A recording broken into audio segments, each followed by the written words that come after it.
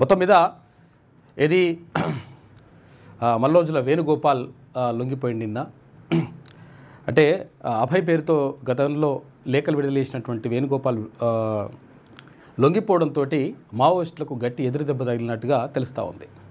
అంటే 60 మందితో ఆయన లొంగిపోతే తర్వాత ఆశన్న, అంటే మావోయిస్టుల్లో కీలకమైనటువంటి మరో నేత ఆశన్న, ఆయననే తక్కల్లపల్లి, అంటే ఒరిజినల్ పేరు తక్కల్లపల్లి వాసుదేవరావు, ఆయన కూడా లొంగిపోనున్నట్లుగా తెలుస్తూ ఉంది. మొత్తం మీద 172 మంది దాకా అంటే ఒకేసారి మావోయిస్టులు లొంగిపోవడం ఇదంతా కూడా జరుగుతున్నట్టుగా తెలుస్తూ ఉంది. అయితే ఈ నేపథ్యంలో మొత్తం మీద ఇక్కడ ఈ ఆశనకు సంబంధించి చూసుకుంటే మనము ఇక్కడ చంద్రబాబు అలిపిరి ఘటనలో కానీ తర్వాత ఇంకా చాలా ఘటనల్లో కానీ ఈ మాధవరెడ్డి హత్యకు సంబంధించి కానీ రకరకాలుగా కొన్ని కీలకమైనటువంటి ఘటనల్లో ఆశన్న పాత్ర ఉన్నట్టుగా తెలుస్తూ ఉంది. ఆశన్న కూడా లొంగిపోవడానికి సిద్ధమైనట్టుగా అర్థమవుతూ ఉంది.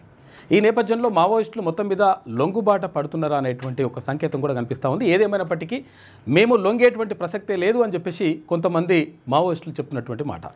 అంటే ఏది ఏమైనప్పటికీ మేము పోరాట పందాన్ని కొనసాగిస్తాం, 100% మా చివరి బొట్టు వరకు మా ప్రాణాలైనా అర్పిస్తాం, కానీ ఎట్టి పరిస్థితుల్లో ఇక్కడ లొంగిపోయే ప్రసక్తే లేదని చెప్పేసి మరికొంతమంది చెప్తా ఉంటే ప్రభుత్వం ప్రకటిస్తున్నటువంటి చేస్తున్నటువంటి ఆపరేషన్ కగారు కానీ తర్వాత మీరు జనజీవన స్రవంతిలోకి రండి, మీ జీవితాల బాధ్యత మేము చూసుకుంటామనేటువంటి మాట ప్రభుత్వం చెప్తా ఉంది.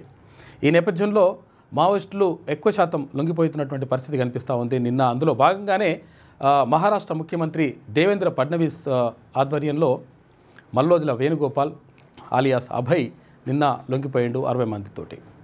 ఇక మొత్తం మీద మావోయిస్టులకు ఒక రకంగా ఎదురు దెబ్బ తగులుతూ ఉంది.